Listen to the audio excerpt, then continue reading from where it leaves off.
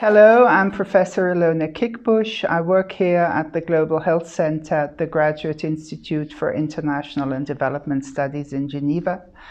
As part of the course on Governing Pandemics 101, today we are going to look at geopolitics and global health and how the pandemic has been driven by geopolitics in many of its dimensions.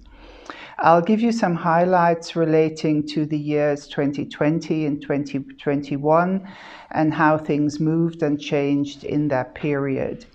If you think back to early 2020, you will remember there was a big conflict between the World Health Organization and the United States of America. The USA, particularly President Trump, accused WHO of speaking on behalf of China and not fulfilling its international multilateral responsibilities for all countries.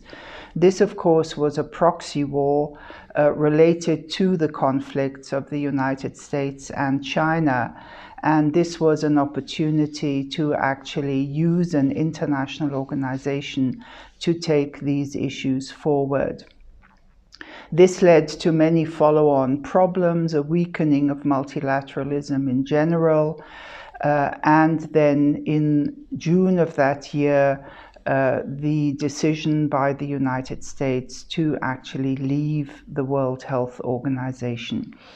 A very difficult situation that was only changed with the elections in the United States of America.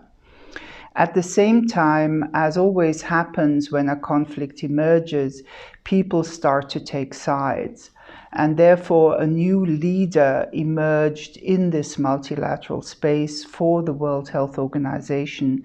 And it turned out that the European Union defined itself increasingly as a geopolitical actor committed to multilateralism, committed to the World Health Organization.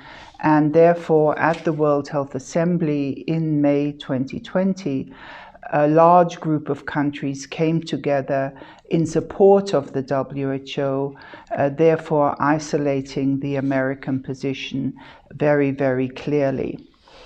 All the same, despite this undercurrent that was going on, support to WHO, support to multilateralism in general, the big defining issue in 2020 became vaccine equity. Nobody had expected that we would get a vaccine as soon as we did. In the first part of 2020, WHO had challenged countries to share vaccines. And of course, what we experienced was a very nervous reaction from many countries and the use of vaccines and the access to vaccines as an instrument of geopolitics.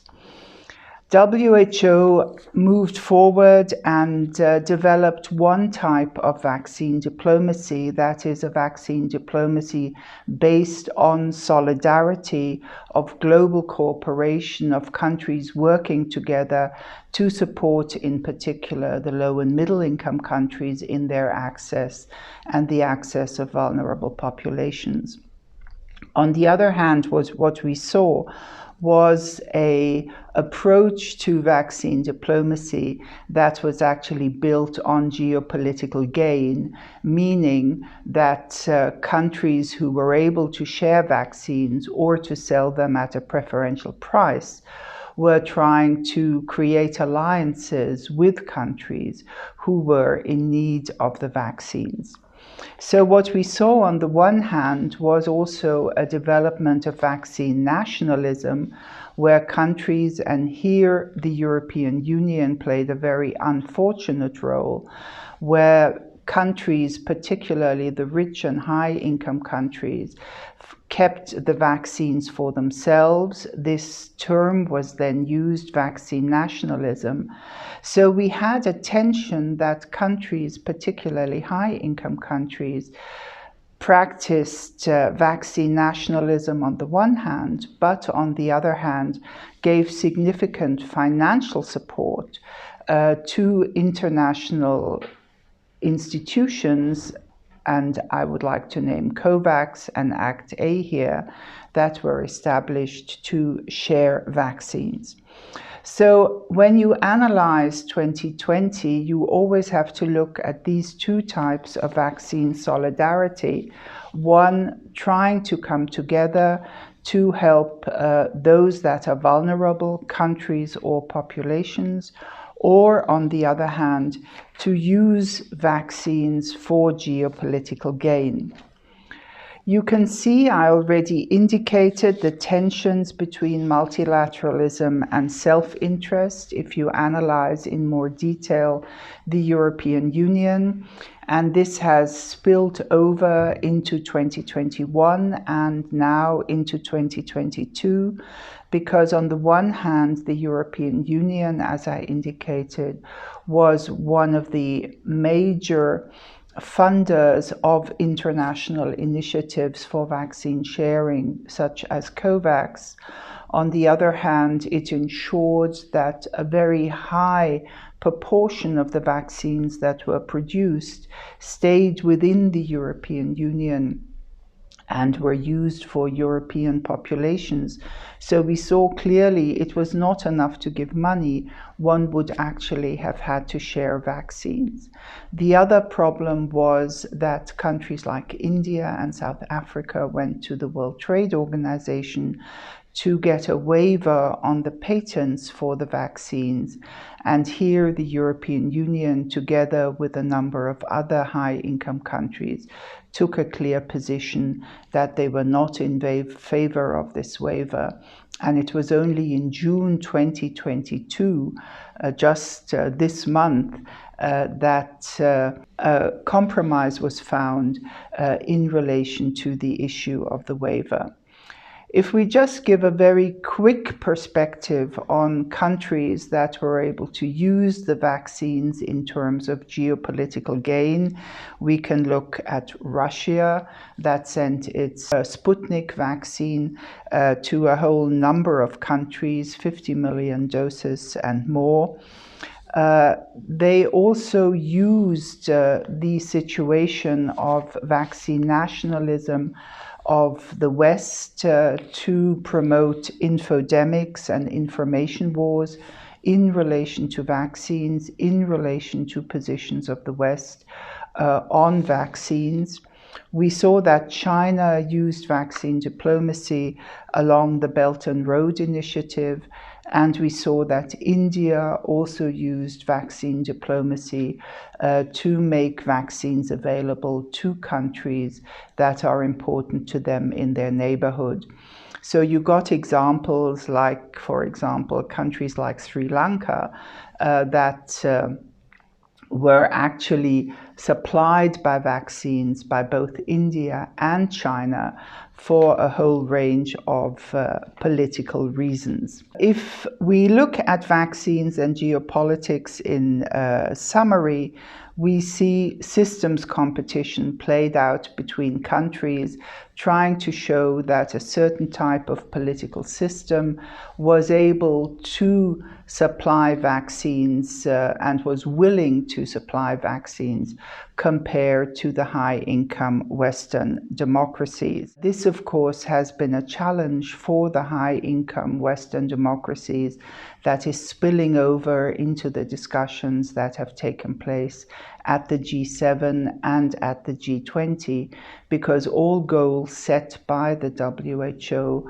for vaccine distribution worldwide have not been reached. And even now, we are in a situation that we have the vaccines, but we do not have the means to distribute them to the vulnerable populations in low-income countries.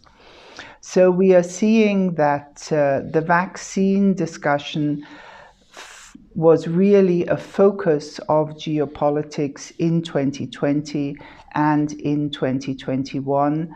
It was not resolved. We are now in a situation in 2022 where a new issue has hit the geopolitics of vaccination and of pandemics, and that is a focus on the financing of pandemic preparedness and response.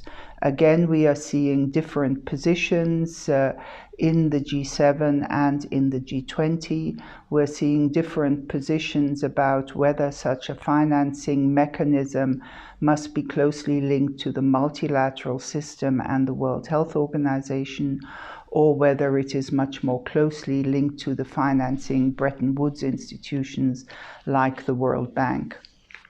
At present, a basic decision has been taken to create such a financial fund at the World Bank, and now in the big political clubs like the G7 and the G20, decisions are being taken how such a fund should be governed and in what way we can have inclusive multilateralism that also gives the Global South countries a determined voice in such a financing mechanism.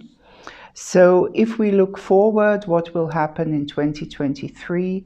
In 2023, the big geopolitical issue in global health is going to be the Global Pandemic Treaty that is being negotiated at the World Health Organization, an initiative taken by the European Union, an initiative that runs in parallel to the need to revise the international health regulations. Countries are still trying to find a position whether they want a new international instrument that will bind them to more transparency, to better cooperation, to more sharing within the global architecture. So the wish is that by 2024, such a pandemic treaty could be accepted by the World Health Assembly, that we would have a framework convention for pandemics, and that the majority of countries is willing to go down this road. So you can see that pandemics are driven by geopolitics, by self-interests of countries, by the positions taken in various political clubs. You can see that the positions taken by strong countries in the Global South, like India and South Africa, make a determined difference, and that increasingly health is also used as a mechanism to create political alliances. Thank you very much. Let's now turn to the quiz.